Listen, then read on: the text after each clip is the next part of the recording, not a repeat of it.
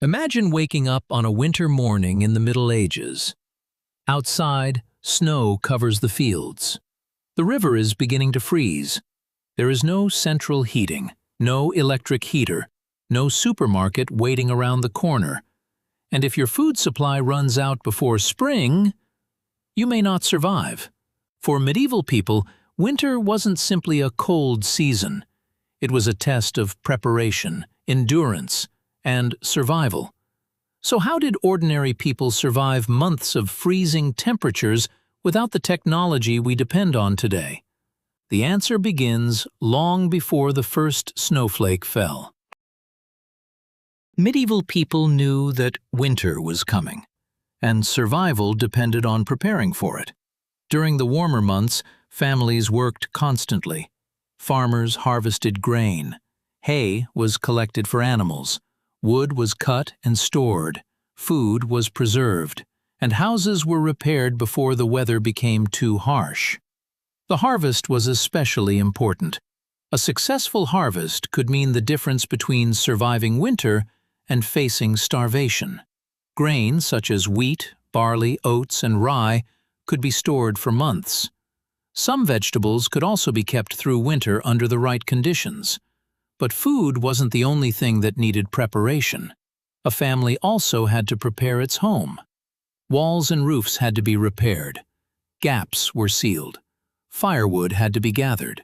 Because once winter arrived, collecting fuel could become much harder. The basic rule was simple: prepare while the weather is still on your side. For most ordinary people, the home itself was the first line of defense against winter. Medieval houses varied enormously depending on region, wealth, and period. But many ordinary homes were built using materials such as timber, clay, thatch, stone, or a combination of them. The design was not perfect. Cold air could enter through doors, windows, and gaps in the walls. Yet people adapted.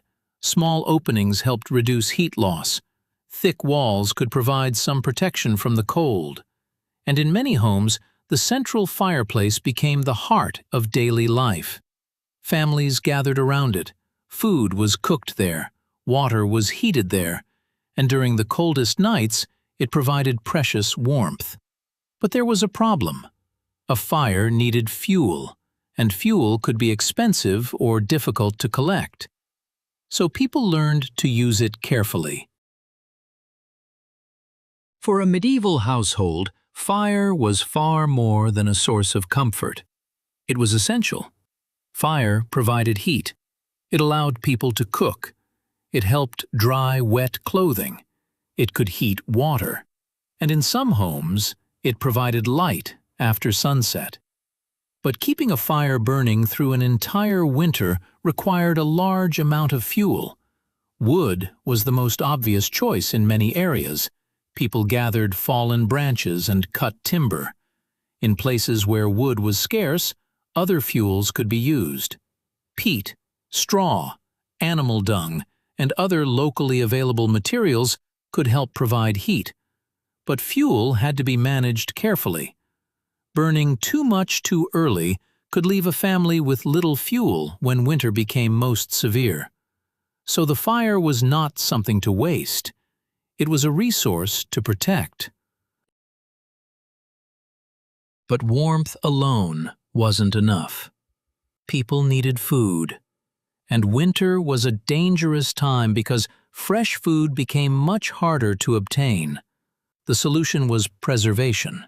Meat could be salted, smoked, or dried. Fish could also be preserved. Grain could be stored safely for long periods. Beans and other dried foods could provide important sources of nutrition.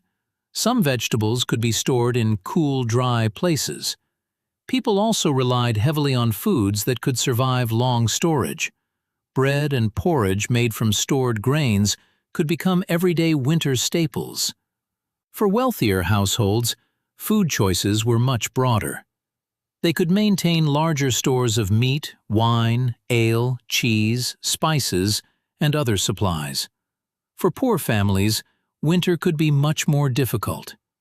A bad harvest could mean higher food prices, and when stored supplies began to disappear, there were fewer options.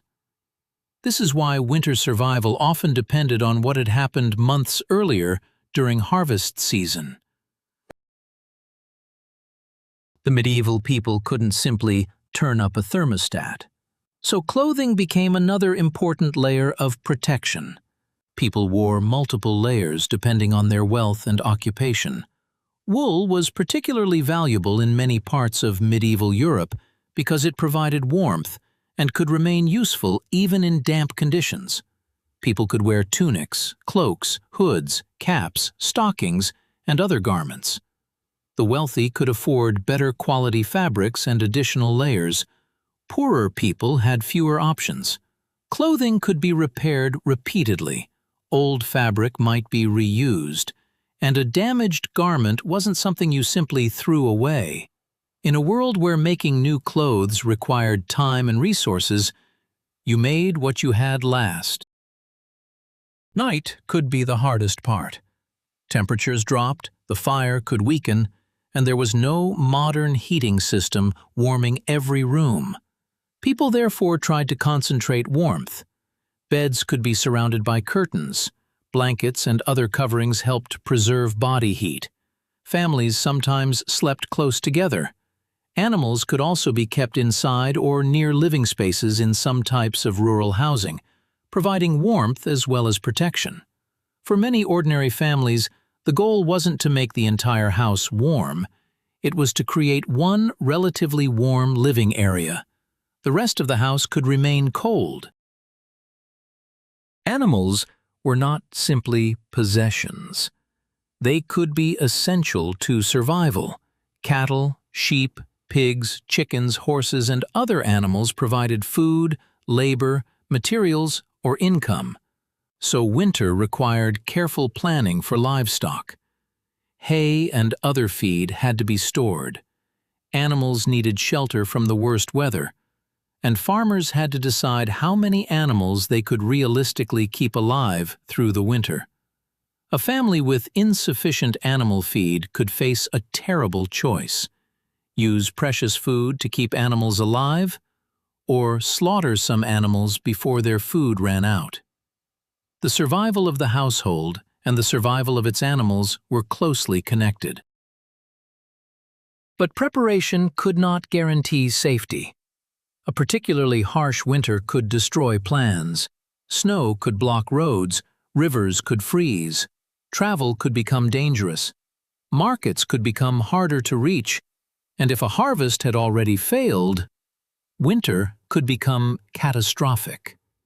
Cold itself was dangerous, but hunger and disease could be even more devastating.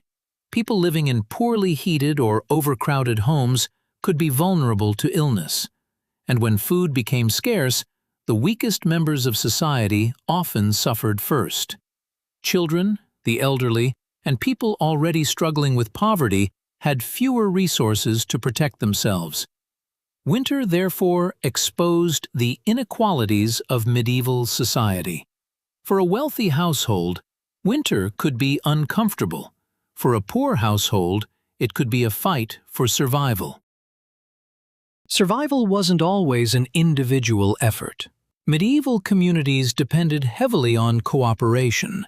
Families exchanged goods, neighbors helped each other, villages shared labor.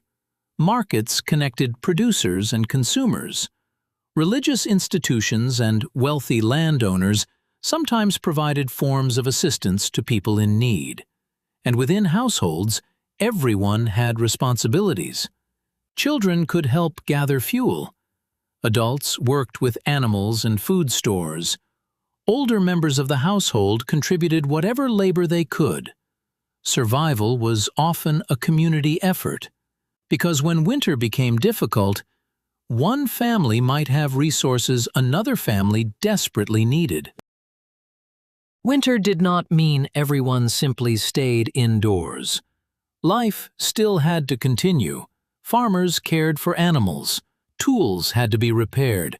Clothing had to be made and mended. Wood had to be processed. Food had to be prepared. and people continued working in whatever ways the weather allowed. Some crafts could even become more important during the colder months. But daylight was limited, so people had to make the most of every hour. When darkness came, the household gathered around whatever light and warmth it could afford. Perhaps the hardest part of winter was simply waiting. 1 week passed, then another. The food stores slowly became smaller. The firewood pile slowly disappeared. The animals consumed their stored feed, and spring still seemed far away. Every warm day could bring hope, but another storm could arrive without warning. For medieval farmers, spring wasn't simply a beautiful season. It represented survival. It meant new crops could eventually be planted, fresh plants could begin growing, animals could graze again, and the long season of scarcity would finally begin to end. Eventually, the snow melted. The fields began to emerge. Rivers flowed again. Animals returned to pasture, and the first signs of new growth appeared. For those who had survived the winter, spring meant more than warmer weather. It meant another chance, another harvest, another year. But the cycle would repeat. Summer would bring work, autumn would bring harvest, and winter would return. Every year, medieval families had to prepare all over again. Today, staying warm in winter can be as simple as turning on a heater. Food can be bought with a few clicks. Fresh vegetables can appear in stores even when the fields outside are frozen. But medieval people had none of these advantages. Their survival depended on preparation, on stored grain, on firewood, on warm clothing, on animals, on family, and on community. For us, winter is often a season. For them, it could be a test that began long before the snow arrived and ended only when spring finally returned. And perhaps the greatest lesson from medieval winter survival is this: they didn't survive because winter was kind. They survived because they prepared for it.